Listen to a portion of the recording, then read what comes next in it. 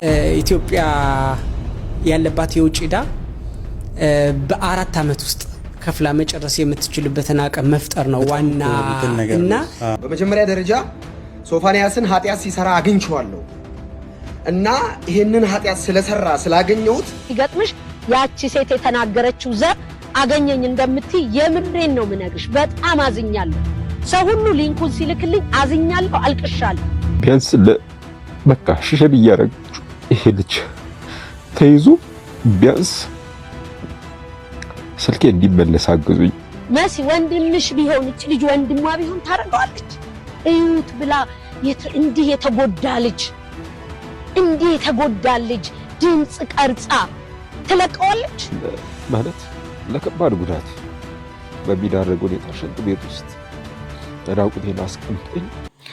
ሰላም ጤና ይስጥልኝ። እንዴት አደራችሁ? እንዴት ዋላችሁ? እንዴት አመሻችሁ? አምላክ አበው ቅዱስ እግዚአብሔር ስሙ ዛሬም ዘወትርም የተመሰገነና የተወደሰ ይሁን። ዛሬ በዓለ ጰራቅሊጦስ ነው። እንኳን አደረሳችሁ አደረሰን። ነገ ጾም የምንጀምርበት ቀን ነው። ስለዚህ በድጋሚ እንኳን አደረሳችሁ ብያለሁኝ። አሁን በወቅታዊ ጉዳይ መጣሁኝ። በኋላ የምንችል ከሆነ በመንፈሳዊው እንመለሳለን። ታዲያ የጋዜጠኛ ሶፎንያስ አሁን ባለበት ሆስፒታል ላይ ያለችዋ ተናግራለች። እባካችሁ ያለችበት ቪዲዮ ነው እንመለከተዋለን። ታዲያ አንደኛው ነሸጥ አድርጎት ይሁን በምን ሆነ አላውቅም፣ የኢትዮጵያን ዕዳ ለመክፈል ዝግጁ ነኝ ብሏል። ዝግጁ ነኝ የኢትዮጵያን ዕዳ ለመክፈል፣ እሱ እንመለከተዋለን። በጣም ማቅረብ ደስ ባይለኝም አንድ ክፍታፍ የሆነ ሰውዬም ለማቅረብ እንግዲህ ይቅርታ ጠይቃለሁ። ከማቅረባችን በፊት ከአካል ጉዳተኛ ስልክ የወሰዱ ሰዎች አሉ። በተለይ የምናውቀው ነው፣ በሚዲያ ደረጃ የምናውቀው ሰው ነው። የሚጽፈው ተኝቶ የሚኖር ሰው ነው። አካል ጉዳተኛ የሚጽፍበትን ስልክ ነው እንግዲህ ጠባቂው ይዞበት የሄደው። ይድረሱልኝ ጥሪ ስላስተላለፉ እሱንም እንመለከተዋለን። የተወሰኑ ሼኮች ወደ ክርስትና መጥተዋል። ከዛ በተጨማሪ የሰይፉ በተለይ የገጠመው ነገር አለ። ትናንትና ምሽት ላይ አርሰናል በመሸነፉ ግን መጀመሪያ የምንጀምረው ከዚህ ሰው ነው፣ የኢትዮጵያን ዕዳ ልክፈል ያለው። ታዲያ ይህን ቪዲዮ ለብዙዎች እንዲደርስ ሼር እና ላይክ ማድረጋችሁ አትርሱ። አዲስ ከሆናችሁ ሰብስክራይብ አድርጉ። ኢትዮጵያ ያለባት የውጭ ዕዳ በአራት አመት ውስጥ ከፍላ መጨረስ የምትችልበትን አቅም መፍጠር ነው ዋና እና ያለባትን የውጭ ዕዳ በተለይ ሰሞኑን እንዳውም ይፋ ሆኗል። ወደ 51 ቢሊዮን ዶላር አካባቢ የውጭ ዕዳ እንዳለባት የገንዘብ ሚኒስተር ይመስለኛል ይፋ ያወጣው። እንግዲህ በሱም አንድ ሐሳብ አጋርቼ ነበርና የተለያዩ ኮሜንቶችን ተቀብያለሁ። እኛ ለአራት አመት የሰራንበት ነው። ይሄንን ማድረግ ለአራት አመት የተሰራበት ነው እና ማሳየት ነው የኛ ድርሻ የሚሆነው በአርቲፊሻል ኢንተለጀንስ፣ በቱሪዝም፣ በአግሪካልቸር፣ በኢኮመርስ፣ በማኑፋክቸሪንግ እነዚህ በጀመርናቸው ሴክተሮች ይሄንን ግልጽ ማድረግ ማሳየት ነው። ኦልሬዲ ያለ ሀብት ስለሆነ ያንን ከላይ ከአንደኛ እስከ ሰባተኛ የጠቀስኩልህን አዲስ ነገሮችን ስንተገብር ይሄ አብረው አቅም እየፈጠሩ የሚመጡ ናቸውና የመጨረሻ ጎላችን ኖት ኦንሊ ዕዳ መክፈል ብቻ እንደማንኛውም ሀገር እንደማንኛውም ዓለም ላይ እንዳሉ ተሞክሮ ያላቸው ሀገራት ለ135 ሚሊዮን ኢትዮጵያውያን የዜግነት መክፈል የምትችል አቅም ወይም ለ135 ሚሊዮን ዜጎቿ የዜግነት መክፈል የምትችልበትን አቅም መፍጠር አይደለም እምልህ ማሳየት ነው። የኛ ማውጣት ያንን ማሳየት ነው የመጨረሻው ዓላማችን ማለት ነው። ሞት ወይም ስኬት ብለን አቀደን እየሰራን ያለነው በ888 ለባለጸጋነት ስለሆነ እንግዲህ ያንን ባለጸጋነት አሳካባቸዋለሁ ብዬ ያሰብኋቸው በተለያየ ጊዜ ያጋራኋቸው ቅዠት የሚመስሉ ግን እውን የሆኑ የተሳኩ ነገሮች እና በመሳካት ሂደት ላይ ያሉ ነገሮችን ነው እንግዲህ ከ888 የምትጠብቀው ወይም 888 የተቋቋመው። እንግዲህ ከነዚህም መካከል እንዳንድ ኢትዮጵያዊ ዜጋ እና ሀገሩ ላይ ባለጸጋ መሆን እንደሚፈልግ የመጀመሪያው የመንግስትን የዲጂታል ኢትዮጵያ 2030 እቅድ መደገፍ የእቅዱ አካል መሆን ነው። አንደኛው የመጀመሪያው በአጭር ጊዜ እውን እንዲሆን እገዛ ማድረግ ነው እንደ ማንኛውም ኢትዮጵያዊ። ሌላው ኢትዮጵያን የዓለማችን ቀዳሚዋ ሰላም የተረጋገጠባት ሰላማዊት ሀገር ማድረግ ነው። ያውላችሁ በጣም ብዙ ሳክስ ሲበዛ ጥሩ አይደለም። ሰው ብር ሊኖረው ይችላል፣ ጥሩ ነው። በአንድ ወቅት ላይ ፓብሎ ኤስኮባር የተባለው የሜክሲኮ እዛ ላቲን ላይ የነበረው የድረግ ዲለር እኔን ከምታስሩኝ፣ በእርግጥ ሰውየው ባለ ሀብት ነበር። በዓለማችን ላይ ከነበሩ 18ኛ ላይ የነበረ ቢሊየነር ነው። የዛን ጊዜ ላይ በዕፃ በማዘዋወር የሚሰራ ሰው የነበረ ሰው ነው። የሀገሪቷን ዕዳ እኔ ልክፈልላት ብሎ ነበር። በዛን ጊዜ በነበረበት ሰዓት ላይ ኮሎምቢያ በነበራት የዛን ጊዜ በነበረባት ብድር ልክፈልላት ብሎ ነበር። እሱ የታወቀ በፎርብስ መጽሔት ላይ በዓለማችን 18ኛ ደረጃ ላይ ያለ ቢሊየነር ነው። የታወቀ የተለካ ብር ያለው ሰው ነው። ግን አሁን ላይ ሶሻል ሚዲያ የሚመጡት እንደ መንሱር የመሳሰሉና እንደዚህ አይነት ሰዎች የመሳሰሉ ሰዎች ብር መንሱር ታውት ይሄ ሰው ብር ሊኖረው ይችላል። ግን በምንም አይነት ተአምር ምንም ያህል ኢትዮጵያን ብታስተዋውቋት ግን 50 ቢሊዮን ዶላር ዕዳ ሊከፍል የሚችል ገቢ ማግኘት ግን በ4 ዓመት ውስጥ ህልም ነው። አንዳንዴ ህልም ራሱ እኮ ሊሚቴሽን አለ አይደል? ምናለሙ ህልም ራሱ አንዳንዴ ገደብ አለ። እንዲህ አይነት ደግሞ ሲሆን ደግሞ መድኃኒዓለም በሚያውቀው የህዝብ መሳቂያ ከመሆን አንተርፍም ብዬ አስባለሁ። ግን ይሄ የኔ ሀሳብ ነው። የእናንተን ሀሳብ ግን ኮሜንት ላይ አሳውቁኝ። አንድ ሰው ብቅ አለ። ብቅ ያለበት ምክንያት ሶፎንያስን ለመደገፍ በሚመስል ሁኔታ ውስጥ ኦርቶዶክስን መምታት ነው። በመጀመሪያ ደረጃ ሶፎንያስን ኃጢአት ሲሰራ አግኝቼዋለሁ እና ይሄንን ኃጢአት ስለሰራ ስላገኘሁት ውገሩት ብሎ አደባባይ ላይ ላወጣው ግብዝ ወይም ደግሞ ኢትዮጵያዊ ፈሪሳዊ ወይም ደግሞ በኖራ የተለሰረ መቃብር ኢየሱስ ላላቸው አይነት ሰዎቹ ስለሚመደበው ሰው ይሄን መልእክት አድርሱልኝ። ክርስቲያን እንደሆንክ ስለሰማው ነው። በመጀመሪያ ደረጃ በኃጢአትና በበደል በድካም ያለን ሰው ላይ መፍረድ ለክርስቲያን በፍጹም አልተፈቀደም፣ አይቻልም። ኢየሱስ ክርስቶስ በዚህ ምድር ላይ ሲመላለስ ካስተማራቸው ትእዛዛት ዘል መልእክቶች መካከል አንዱ እንዳትፈርዱ አላቸው። ለምንድን ነው ማንፈርደው? ጌታ እንዳይፈርድባችሁ። መጽሐፍ ሲናገር ሁሉም ኃጢአትን ሰርቷል፣ ሁሉም የእግዚአብሔርን ክብር ጎሎታል። ልብ አድርጉ። እንደ ክርስቲያን ነው ማውራው። የሕግ ሰዎች በሕግ ቋንቋ ያወራሉ፣ ማህበረሰብ እንደ ማህበረሰብ ያወራል። አዘ ክርስቲያን ግን አሁን እንደዚህ አይነት ሰው ባገኝ እኔ ፈርስት ሪአክሽን የሚሆነው ጸልይለታለሁ፣ ዲሞኒክ ስለሆነ። ሁለተኛ ወንጌል እመሰክርለታለሁ፣ ምሕረቱና ጽድቁን እመሰክርለታለሁ። እነሆ ለሶፎንያስ እናትና ለሶፎንያስ ቤተሰብ በሙሉ እንደዚህ አይነት ነገር እረፍት የሚገኘው ኢየሱስ ጋር ብቻ። ኢየሱስ ነው ይሄንን ህመም ሊያስወግድ የሚችለው። ኢየሱስ ነው ከእንደዚህ አይነት ነገር ሊያሳርፍ የሚችለው። ኦንሊ ናት ይሄ ወንድማችን ብቻ አይደለም። በዚህ ምክንያት በተለያየ ስቃይና ህመም ውስጥ ያላችሁ፣ በአንድ ቀን በተፈጠረ ስህተት በአጋንንት እስራት ተተብትባችሁ ከዚህ ነገር እንዴት ልውጣ ልላቀቅ ለምትሉ፣ በተለያየ ኃጢአትና እስራት ድካም ውስጥ ለምትገኙ ለእናንተ የምስራች። ኢየሱስ ስለ ኃጢአታችሁ በመስቀል ላይ እርቃኑን ተሰቅሏል፣ ደሙን አፍስሷል። ከኢየሱስ ደም የሚበልጥ ኃጢአት የለም። ኢየሱስ ጋር ኑ ታርፋላችሁ። ማህበረሰብና ሰይጣንን እንዳያችሁ ነው የፍርድ ቃል ነው የሚያወጡት። እንድትሞቱና እንድትሆኑ ነው የሚፈልጉት። ኢየሱስ ምን አለ? ሌባው ሊያርድና ሊያጠፋ ይመጣል አለ። እኔ ግን አለ ኢየሱስ ሕይወት እንዲበዛላችሁ መጥቻለሁ አለ። ለዛ ግብዝ አድርሱልኝ፣ ንስሐ ግባ። ሶፎንያስን ኃጢአት ሲሰራ አግኝቼዋለሁ ብለህ በአደባባይ እንዲወገር አሳልፈህ ለሰጠው ለአንተ ንስሐ ግባ፣ የዘራኸውን ከማጨድ በፊት። ይሄንን ነው መለው። ይህ ሰው ሰዶምና ገሞራን በእሳት ያጠፋው እግዚአብሔር እንደሆነ ረስቶታል። ወይ ደግሞ መጽሐፍ ቅዱስ የሚያነበው ከማቴዎስ ወንጌል ጀምሮ ይመስለኛል የሚያነብ ከሆነ፣ አሊያም ደግሞ ኃጢአትን የሰሩ ሰዎችን እግዚአብሔር እንደቀሰፈ መጽሐፍ ቅዱስ ላይ አላነበበም። ብሉይ ኪዳን ላይ ሳይሆን ሐዲስ ኪዳን ላይ መጽሐፍ ቅዱስ የሚያነብ ሰው ያውቀዋል መቅሰፍት እንደሚያመጣ።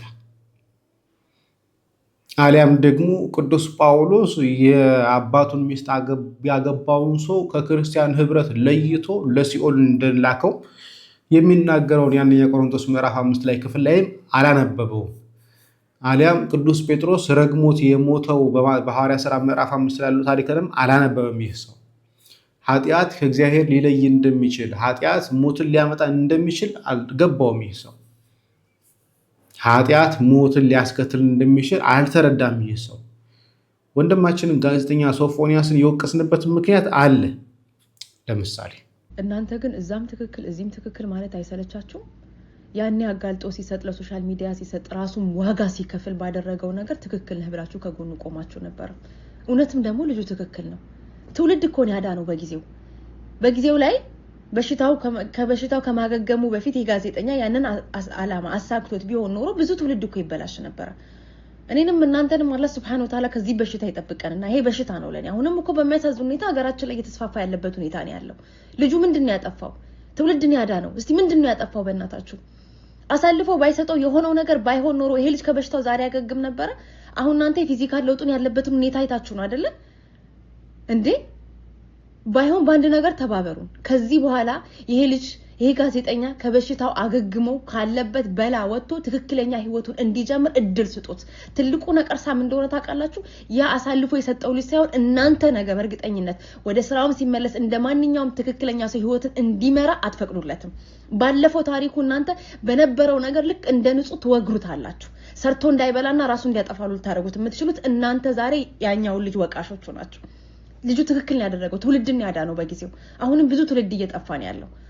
ባይሆን ከዚህ በኋላ ላለው ህይወቱ በጣም ምትሳሳለት እናት አለችው። ቤተሰብ አስተዳዳሪ ነው። እጅግ በጣም ስለሱ ማብራራት ይከብዳል። የምታዩት ማንነት ነው የውስጡ በሽታ እንዳለ ሆኖ በጊዜው። ከዛ በሽታው ግን ከዳነ ትክክለኛ ህይወቱን እንዲመራ ቤተሰቡን እናቱንም ቤተሰቦቹንም እንዲያስተዳድር ፍቀዱለት። ይሄ ትልቅ ውለታ ነው።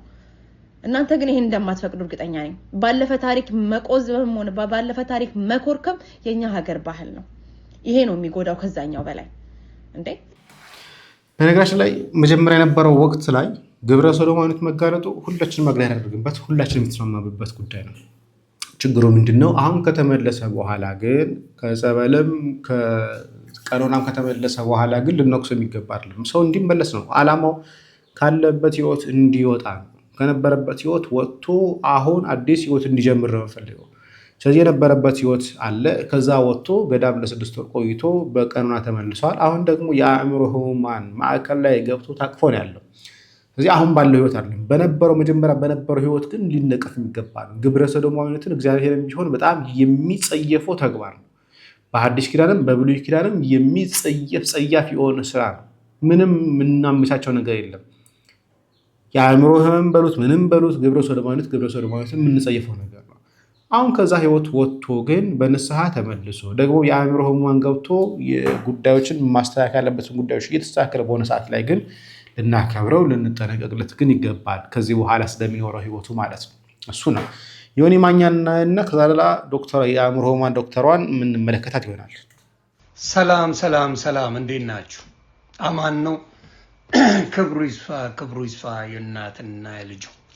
እንግዲህ እንደምታዩት አንዳንዴ ላይፍ እግዚአብሔር አምላክ ሁሉን አሟልቶ ሲሰጠን እኛ ደግሞ በፍላጎታችን ወደ ሌላ ቦታ ስናይ ነገራችን ሁላ ይበላሻል። ይሄን የመሰለ ልጅ ከፊት ለፊት የምታዩት ጋዜጠኛ ሶፎንያስ አፈር መስሎ እያየነው ነው።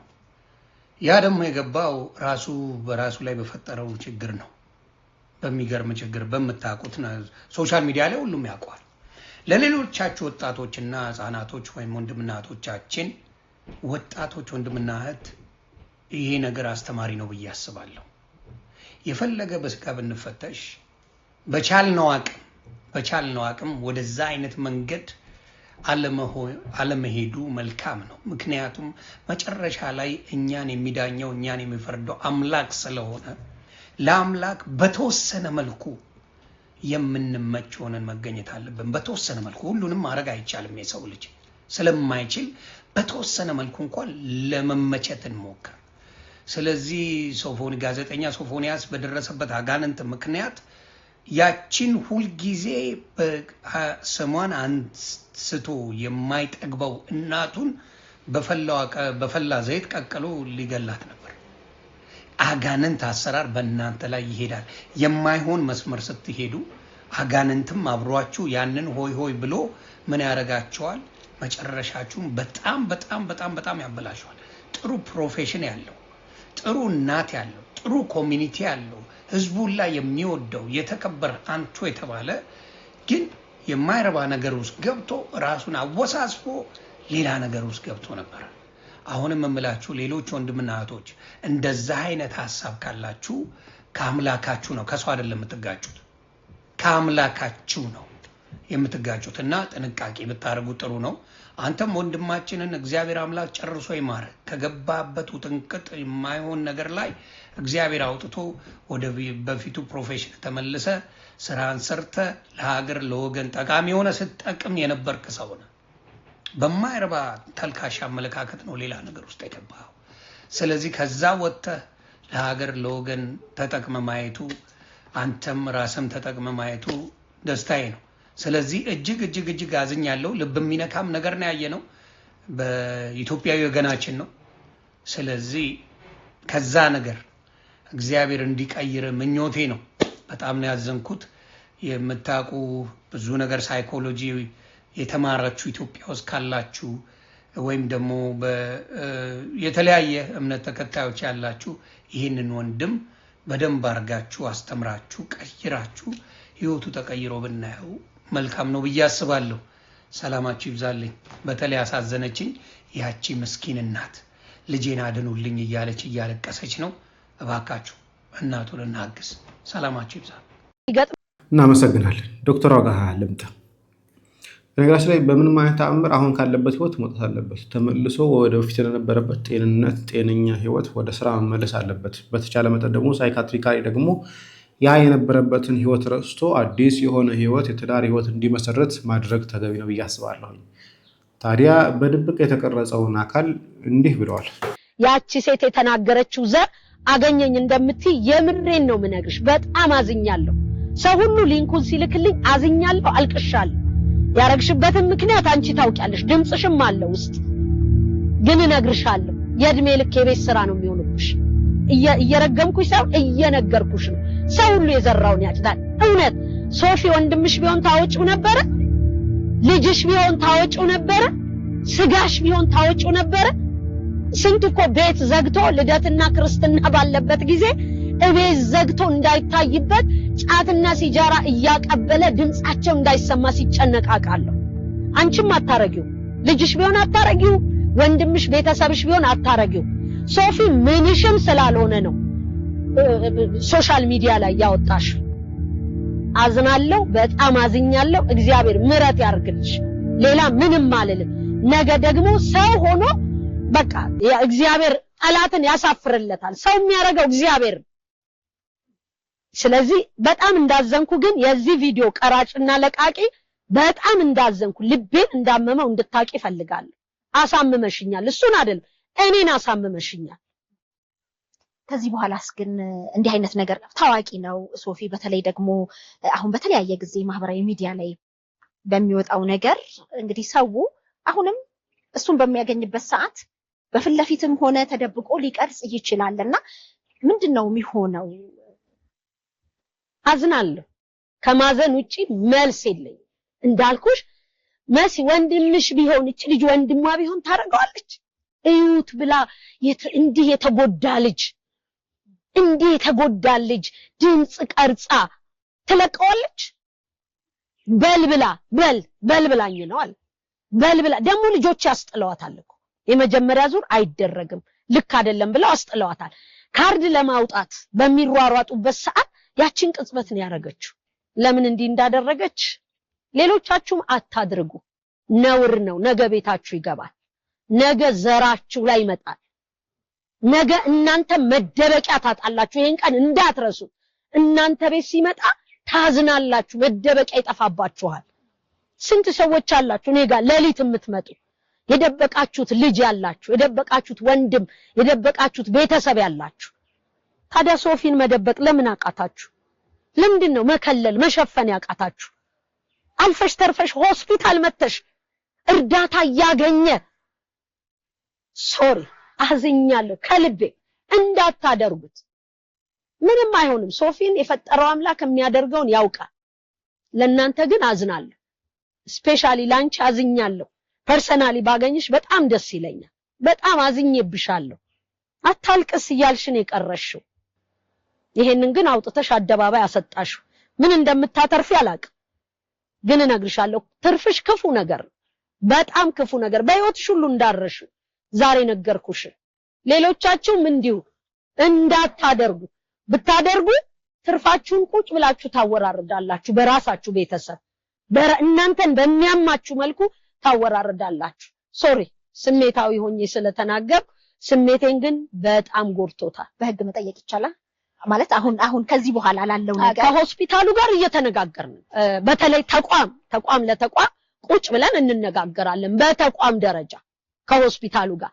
ከዚህ ሲያልፍ ግን የሚጠየቅበትን የህግ አካላት የሚያግዙኝን አግዘውኝ እኔ ለህግ ነው የምትቀርቡት።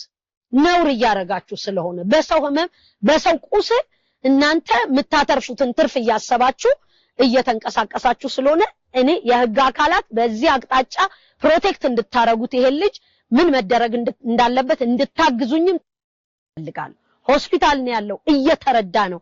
የኛ ተቋም ነው። ቦርናጌን ያምሮ ህሙማን ማገገሚያ ማዕከል ነው፣ ተቋም ነው። በተቋምና በሆስፒታል መሃል ነው ያለው ልጁ። ስለዚህ ምን ማድረግ እንደምችል የህግ አካላትም ሰፖርት እንድታረጉኝ ይፈልጋሉ። ነገ ብዙ ሶፊዎች ይመጣሉ። ስለዚህ እነማንም ለላይክና ለሼር ብለው እያወጡ እንዲያሰጧቸው አንፈልግም። እኛ እኮ አለን እንዳቅሙም ቢሆን አለን ሚዲያ ስሙንም አልጠቀስንም። ምንም ያረግነውም ነገር የለም። ወደ ተጠራንበት ተቋም እሱም ልጁን አላሳየናችሁም እኮ አላሳየንም። በቃ የተጎዳውን ነገር ተነጋገርን እንጂ አላሳየናችሁም። ለምን እናሳያችኋለን? አንቺ ግን ይሄንን አገኘው ብለሽ ያውም ለብሶ የመጣ ለህክምና የመጣ ልጅ ህክምና ተቋም ውስጥ ሞባይል ደብቀሽ ቀርጸሽ በዚህ ልክ ማውጣቱን አዝናለሁ። ከህግ አካላትም ጋር እነጋገራለሁ። ልታግዙን የምትችሉ የህግ አካላት ደግሞ እንድታግዙን በዚሁ አጋጣሚ ጥሪ ማድረግ እፈልጋለሁ። በጣም እንግዲህ ብዙዎችን ያሳዘነ ነው፣ የብዙዎችን ልብ የሰበረ ነው። እኛም ጋር በጣም ብዙ ስልኮች ነበሩ። ለማንኛውም ግን ይሄ አሁን እናንተም መልሳችሁ ሼር ያደረጋችሁ ካላችሁ እባካችሁ ይሄንን ሶፊ የሚታይበትን ቪዲዮ አውርዱት። በተቻለ መጠን ነገሮች ሁሉ መልካም ይሆናሉ። ነገ የተሻለ ቀን ይመጣል። በህክምና ስር መሆኑ በራሱ ትልቅ ነገር ነው። ቤተሰብን በነገራችን ላይ በጣም ሰግተዋል። ምክንያቱም በጣም ይደውላል፣ ስልክ ይሰጡታል ሰዎች በዙሪያው። በጣም ለመንን፣ አሳሰብን። ልጆች እግር በእግር ነው የሚጠብቁት። ሶፊ በጣም አክቲቭ ነው። ስልክ ለምኖ ሽንት መጣ ብሎ ይሄዳል። ሽንት ቤት በር ላይ እየጠበቁት እሱ ይደውላል። አሁን አውቋል ሽንት ቤት ሰው አብሮት እየገባ በዚህ መሃል ነው የሚደውለው። ስለዚህ ቤተሰብን ተረጋጉ። በቃ እግዚአብሔር አዋቂ ነው። እንግዲህ እግዚአብሔር ደግሞ እንዴት እንደሚረዳው እሱ ያውቃል። እዚህ የህክምና ተቋም ውስጥ በተለይ ኤካ አጠቃላይ ሆስፒታል ነርሶቹ፣ ሐኪሞቹ ሁሉም እየተረባረቡ ነው። በጣም ዛሬ በረፍት ቀናቸው ሐኪሞች በጣም እያገዙት ነው፣ ሲኒየር ሐኪሞች። ስለዚህ ነገ መልካም ይሆናል። ቤተሰብም ተረጋጉ፣ ወዳጅ ዘመዶቹ ተረጋጉ። እናንተ የምትቀርጹና ሼር የምታረጉ ሰዎች ግን በእግዚአብሔር ስም ጠይቃችኋለሁ፣ አጥፉ፣ አቁሙ። አይጠቅማችሁም። በዚህ መንገድ የምታገኙት ጥቅም አትበሉት። በጣም አመሰግናለሁ ኪያዬ። እሱ ጋር እየገባሽ ነው እንግዲህ? አዎ እሱ ጋር እየገባው 20 ጊዜ ነው እኔ ጋር የሚደውለው 20 ጊዜ። እውነት ነው የተረከብሽው አሁን 20 ጊዜ። ሌላኛው እናቱ አንቺ ነሽ። በጣም አዝኗል። ተቀርጸሃል እለዋለሁ። በጣም ነው ያዘነው። በጣም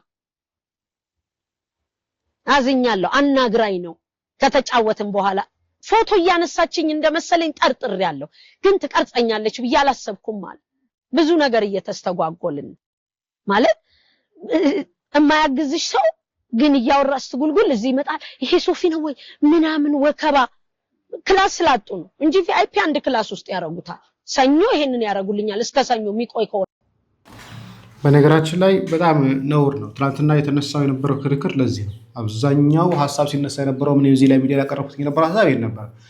ሆን ተብላ የሙስሊሙ ማህበረሰብና የሙስሊሙ በጎ አድራጎት ድርጅት ይቅርታ እንድጠይቅ ያደረገችው ይህች ሰው አዝናለት አይደለም፣ ምንድነው ወደ ሰው እንዲሰማ አይደለም። ሙስሊሙ ማህበረሰብና የሙስሊሙ በጎ አድራጎት ድርጅት ይቅርታ እንዲጠይቅ ያደረገችው ሆን ብላ አሳስታ ያለ ፈቃዱ ተቀርጾ ነው የወጣው።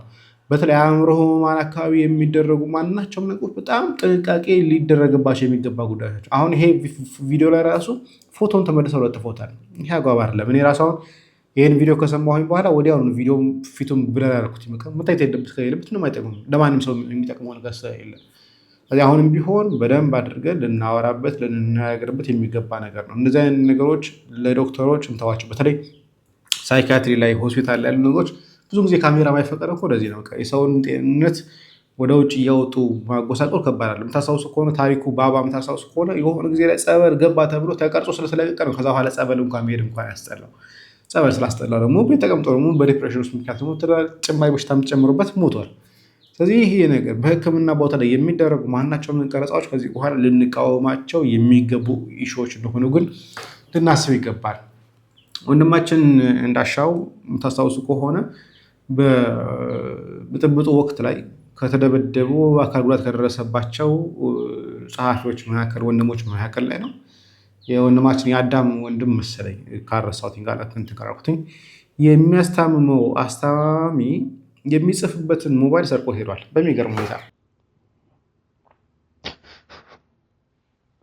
የምጽፍበትንም ይዞ ብዬ ነው ቢያንስ በቃ ሽሸል እያደረጋችሁ ይሄ ልጅ ተይዞ ቢያንስ ስልኬ እንዲመለስ አግዙኝ እባካችሁ። በቃ ፈለጋችሁ ያዙልኝ። የሱ ታጥቤ እንወጣለን ተባብለን ነበርና እኔ ራቁቴን አድርጎኝ ሻወር ቤት አስገብቶኝ መጽፍበትን ይህንን ቪዲዮ የምትመለከቱ ሰዎች አጠቃላይ ማለት ነው ይሄንን በፎቶ ላይ የምትመለከቱትን ልጅ ካያችሁ ባያችሁበት አካባቢ ለህግ አካል እንድታቀርቡልኝ ይፈልጋለሁ። ምክንያቱም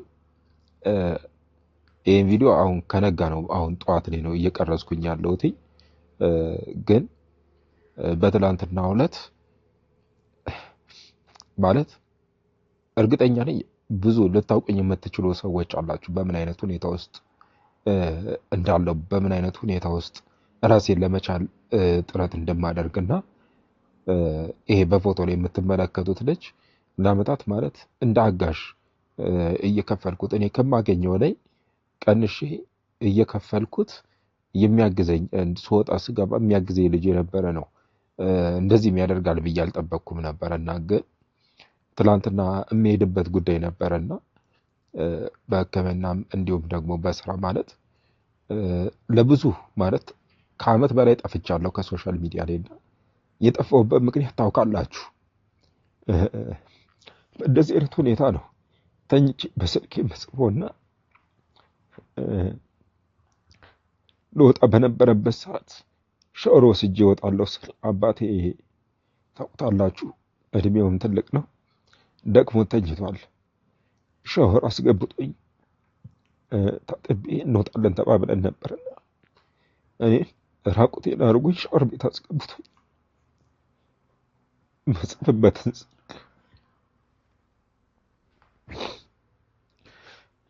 ማለት ሰሞኑን ደግሞ ከቴሌቪዥን ጣቢያዎች ጋር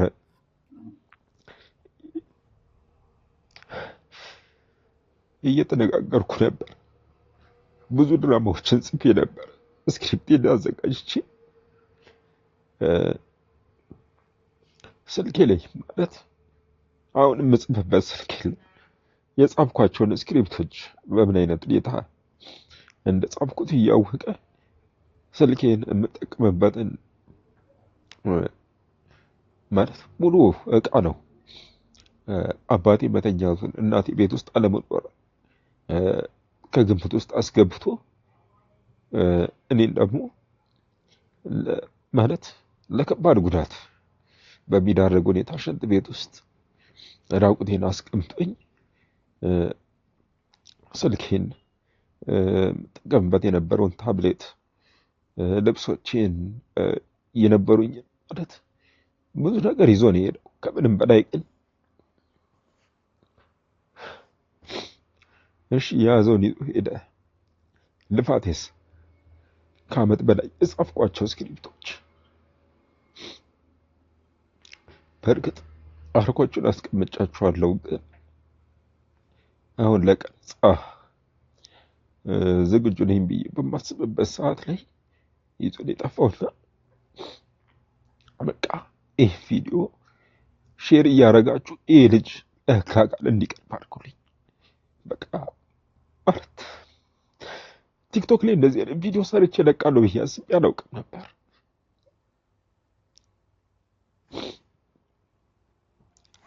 ይህን ቪዲዮ ለመቅረጽ ራሱ ስልክ ሰው ይዞልኝ እስኪመጣ ጠብቄ ነው ይህ ቪዲዮ ሰርቼ የምለቀው። አንድ ማለት ማድረግ የምችለው ነገር እንደዚህ ተኝቼ መጻፍ ነበረ።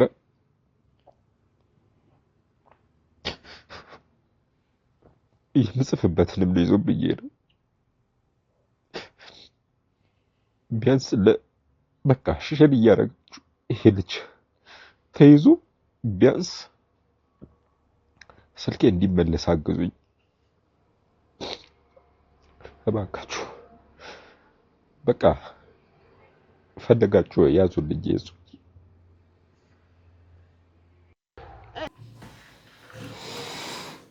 እንግዲህ ማዕበል እንዳሻው ወንድማችን በማህበራዊ ሚዲያ የምናውቀው ነው።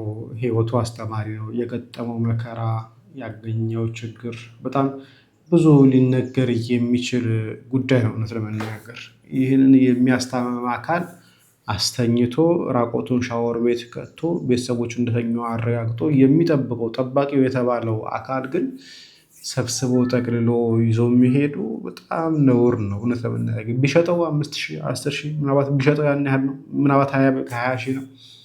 ግን ከህሊና እስር ቤት ግን ብዙዎቻችን የምናመልጥ አይመስለኝም። ከነዚህ አይነት ነገሮች ይህን አይነት ነገሮችን እየሰሩ ከህሊና እስር ቤት ማምለጥ ይቻላል አይቻልም እርግጠኛ አይደለሁም። መቀጠል ይችል ነበር። ሁለት ፈን የሆኑ ነገሮች ነበሩ። ግን ይህን ቪዲዮ ካዩ በኋላ ሌላ ነገር ማየት እንጃ የሚቻል አልመሰለኝም። የሰለሙ ሼሆች ነበሩ። የሰይፉ ፋንታሁን የማታው ገጠመኝ ነበር እና እሱን ማቅረብ ይችል ነበር። ግን ይህን ቪዲዮ ካዩ በኋላ ሌላ ቪዲዮ መጨመሩ ተገቢ ነው ብዬ አላሰብኩኝም እውነት ለመነጋገር። ስለዚህ ይህን ቪዲዮ እባካችሁ ሼር አድርጋችሁ ለሚመለከተው አካል ብታደርሱና ይህንን ወጣት የገባበትን ቦታ ተጠዋቅሟቸውን ቢሆን የዚህ ወንድማችንን ስልክ የሚመለስበትና ወደ ስራው ተመልሶ ምናልባት ማግኘት የሚችላትን የጉሮሮ የሚሸፍንባትን ነገር ጻፍ አድርጎ ለህዝቡ ወደ ንባብ እንዲያበቃ እኔ ስለወደድኩኝ ነው። አንዲት እህት ነች ወደ ሼር ያደረገችልኝ እባክህ ይሄን ነገር ጸግሽ ያውና ስራበት ብላ የነገረችኝ እሷ ነች። ስለዚህ ይህን ነገር አጋራኋችሁ። እኔ እዚህ ላይ ላብቃ። ሰላም እግዚአብሔር ከእኔም ከእናንተ ጋር ይሁን። ቸር ቆዩኝ። መልካም ዕለት ሰንብቱ።